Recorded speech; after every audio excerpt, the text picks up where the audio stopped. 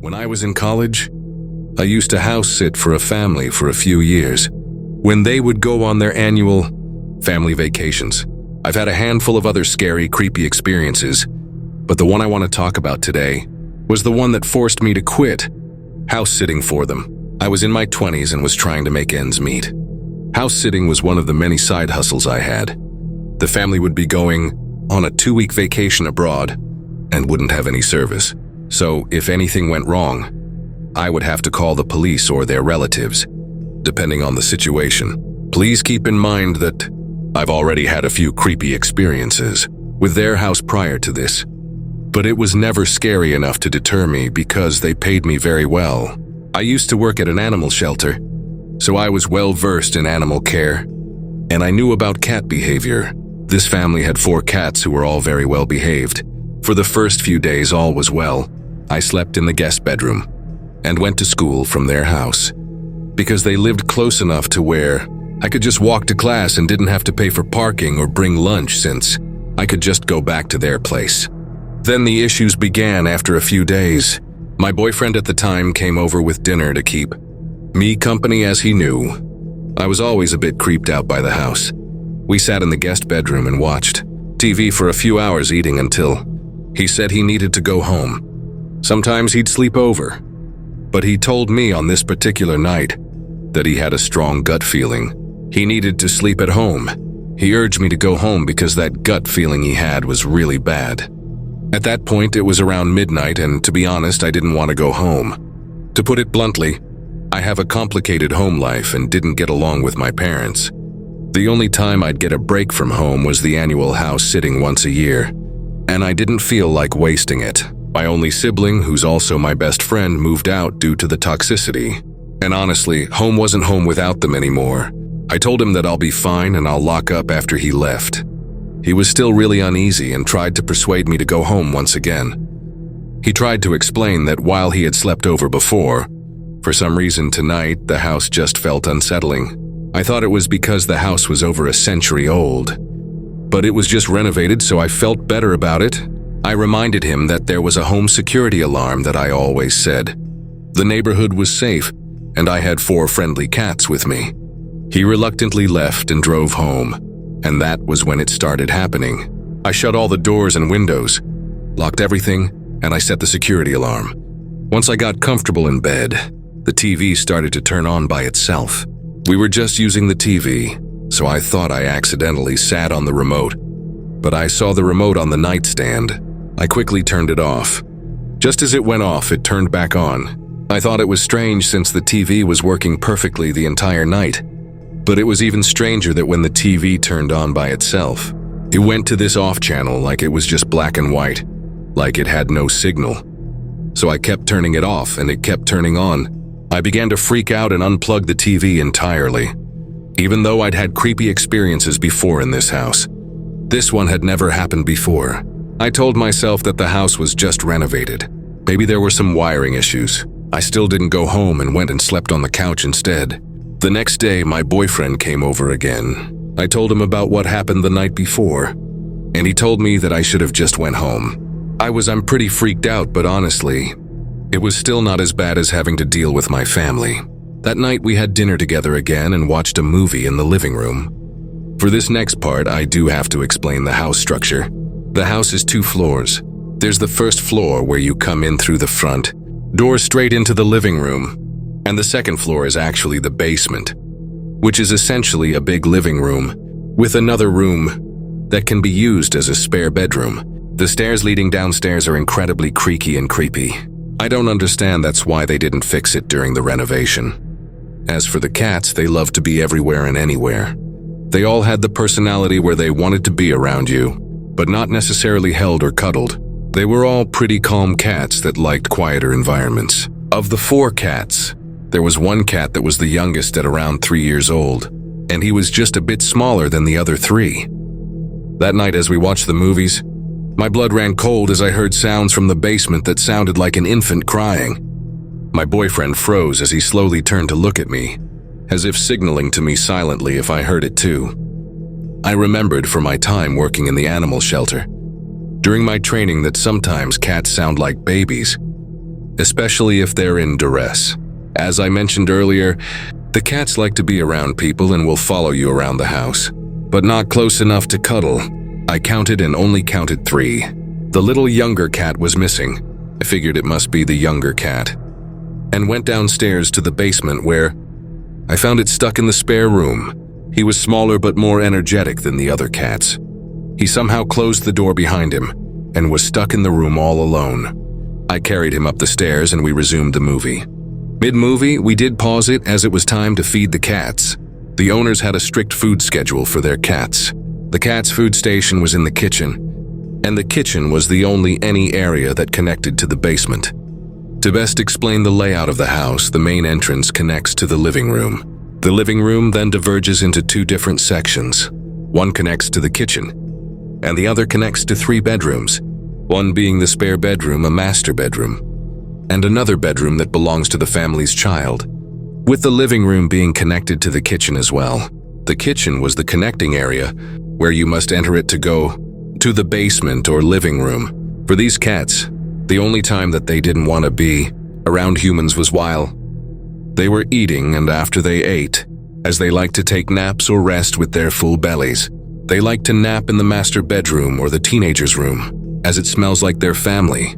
They always did this every year that I babysat them, so it wasn't new. It also wasn't unusual to not see them for a little bit after mealtime. We finished our movie and went into the kitchen, void of any cats. As we were enjoying dinner, we both once again heard crying noises from the basement. It was naturally louder because we were in the kitchen, which was closer to the basement. I didn't see any cats in the kitchen, and I didn't think to check the living room because I was panicking internally. My boyfriend was visibly creeped out, and I told him I'd check it out since it was likely the cat again. I couldn't help but notice that the cry sounded a little different from earlier. It was more frequent and higher pitched. I turned on the lights to the basement and slowly crept down the stairs, saying the cat's name. With each step, the crying got louder, but when I finally made it down, the crying abruptly stopped. I checked the spare room, any crevices, and under the couch. He was nowhere. At that point, I was feeling so scared. I could hear my heartbeat in my head. I don't even go on regular walks. I definitely don't jog and I absolutely don't run. But I ran up those stairs like my life depended on it. When I got back into the kitchen, I felt my whole body go cold as my heart sank. My boyfriend was standing in the kitchen with a horrid look on his face as all 4 cats surrounded him. He told me that as I went down the stairs to the crying noises, the 4 cats came out at the same time from the area where the bedrooms were. No cat had been downstairs the entire time. I immediately and silently packed up my items, jammed it into my backpack, and we both left the house. For the remaining week, I would only return to the house once a day to clean the litter box and feed them. First, I'll start off with descriptions of all those involved. My name is Kelsey. I was 17 years old at the time of this event. I'm 53, my friend Haley is 58, my friend Sammy is 57. It was March 9th, 2016. I was dog-sitting at my mom's friend's house for some extra cash to help me out before going off to college next year.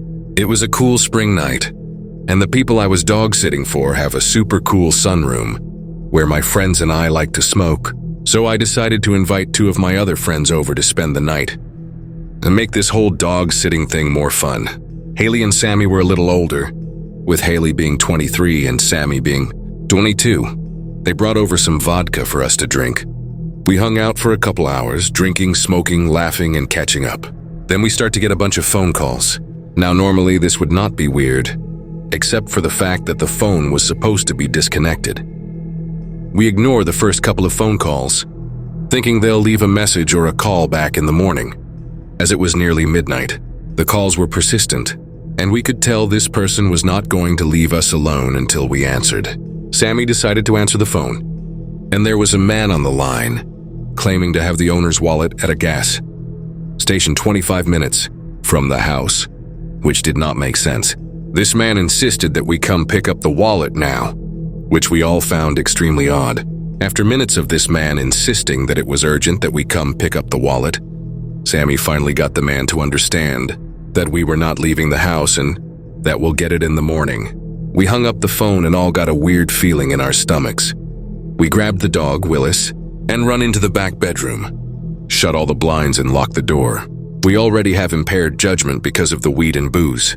We talk things out, and we decide we were just being paranoid.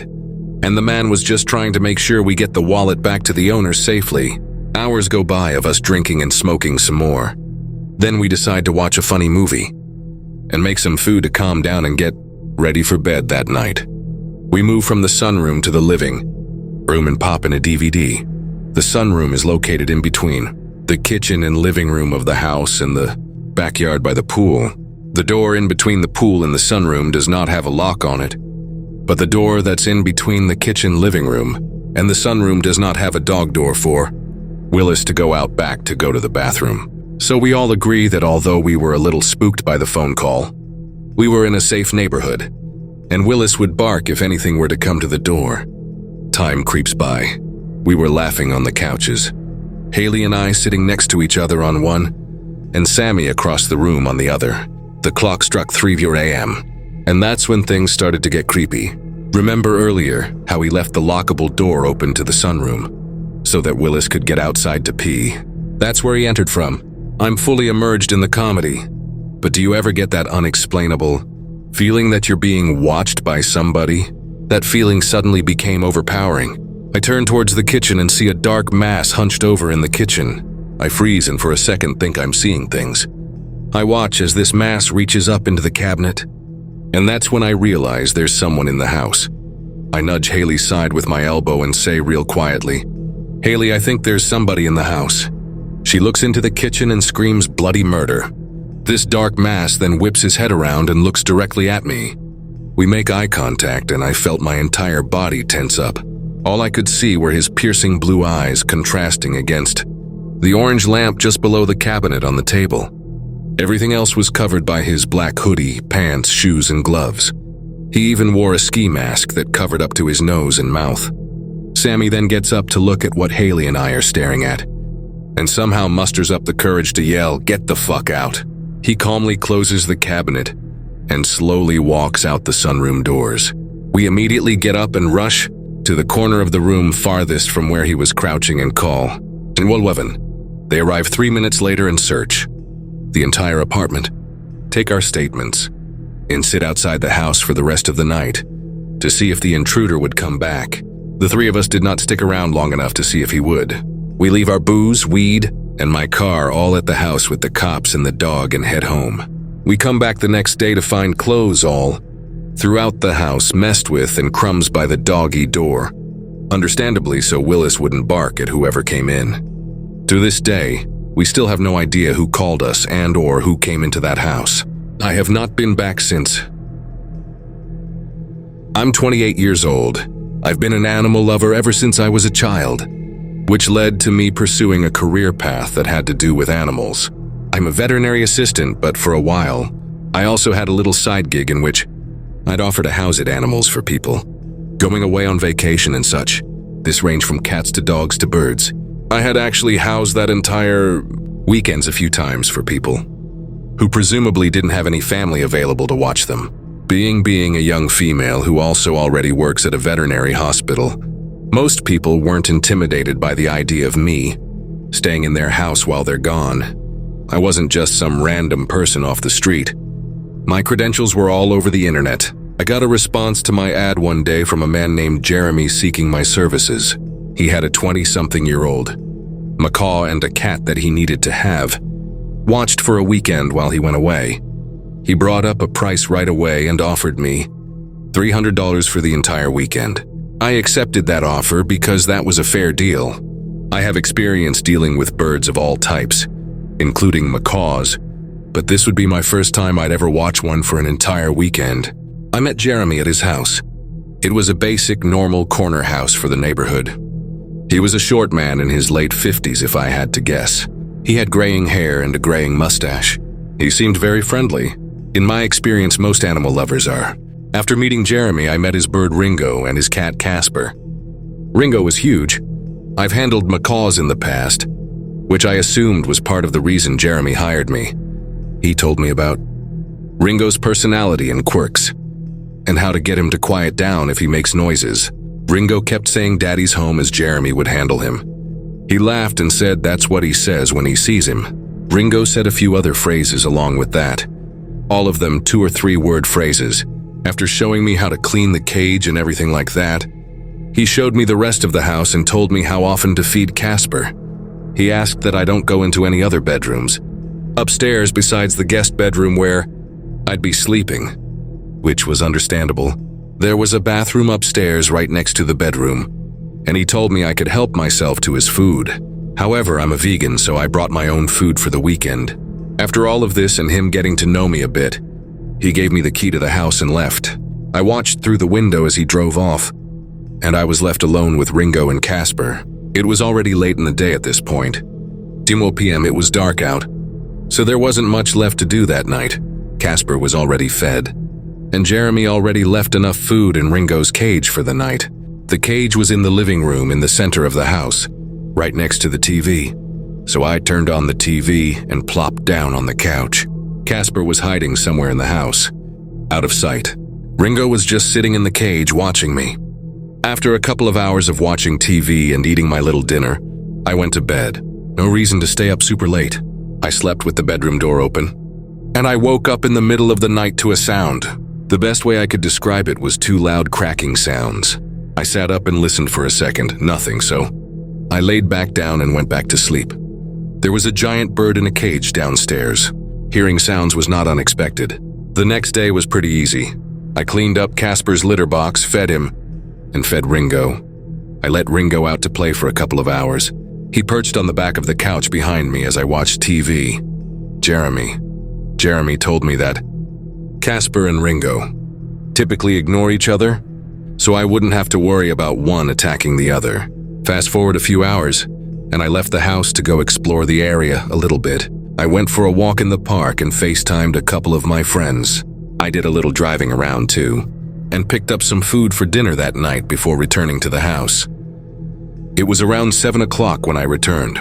I interacted with the pets for a couple of hours as I ate my dinner and watched TV. Jeremy was supposed to be returning home late. Tomorrow, I called it a night early again. I went to sleep with the door open again. However, once again, I woke up to a sound. This time, I believe it was the sound of the bedroom door closing. I looked up and saw that the bedroom door was now closed. While the windows were open, there was little to no wind to create a draft. This was weird. I also could hear sounds from downstairs. It sounded like Ringo moving about in his cage, talking. I got out of I had to check on him and make sure he's okay. As I was walking down the stairs, I heard him talking more clearly. I got to the cage and saw he was wide awake and walking around. I remember what Jeremy told me to do to get him to quiet down. Hand him a particular treat. I dug into the bag to grab one. But then he said the phrase, "Daddy's home." I found that odd and slightly unsettling. I put a treat in front of Ringo's face and he grabbed it. This ultimately did. I did not end up getting him to stop making noise, but it still felt weird that he'd wake up in the middle of the night. I went back to the bedroom and left the door open. I fell back asleep and I shit you not. I woke up once again, maybe a little more than an hour later. This time I didn't hear what woke me up, but I looked up in the room in a daze, and in the near pitch-black darkness of the room, I saw a black mass in the center of the room, moving away from the bed and out the door. I sat up and almost screamed until I fully came to. I now had to wonder if what I just saw was a hallucination or not. I grabbed my phone to turn on the flashlight, but on the screen, I saw I had gotten a text from Jeremy around an hour ago. It was him telling me that if Ringo makes noises in the middle of the night, it's normal and to ignore it. I stared at my screen, rereading the text at least 10 times. That text was sent conveniently around the same time I got up to give Ringo a treat. I felt ill all of a sudden. That black mass in the room I just saw. What if it wasn't a hallucination? I got out of bed and turned on the lamp. I started packing my bag as quickly as possible. I didn't bring many clothes, so I was packed very quickly. I quietly went to the bathroom next to grab all my toiletries quick. And then, I tiptoed back out of the bathroom, and I was in the near pitch-black upstairs hallway with all the bedroom doors. I looked down the hallway, and I could swear I heard the faintest sound coming from one of the bedrooms. I don't know why, but this overwhelming curiosity almost hypnotized me. and I crept down the hall to what I presumed to have been the master bedroom. I put my ear up close to the door and I heard a rattling sound. It sounded like a bed rocking. He was in there. That fucking creep. I knocked on the door and said, "Jeremy, are you in there?" The rocking sound stopped and there was now dead silence. I repeated myself and this time said, "If you're in the house, I need to know right now before I leave." Still silence. I left the house in a hurry, leaving the key on the table, and I didn't look back. On my drive home, I sent him a long voice text, saying I'm considering reporting this to the authorities as some stalker or breach of privacy situation, and that I was extremely disturbed that he was in the house. He immediately tried calling me 3 times, but I was honestly too scared to pick up. He then sent me a text apologizing and stating that his brother unexpectedly came home that night. I knew it was complete horseshit. I demanded he just paid me, and I won't pursue this any further. He sent me a payment via Zelle, and that was that. I hate to even mention this part, but the next day, I realized I was missing a certain article of clothing from my bag that I know for a fact was grabbed out of my bag by him. I have largely chosen to block this memory out. This will be the first and last time I ever write a detailed recounting of this experience.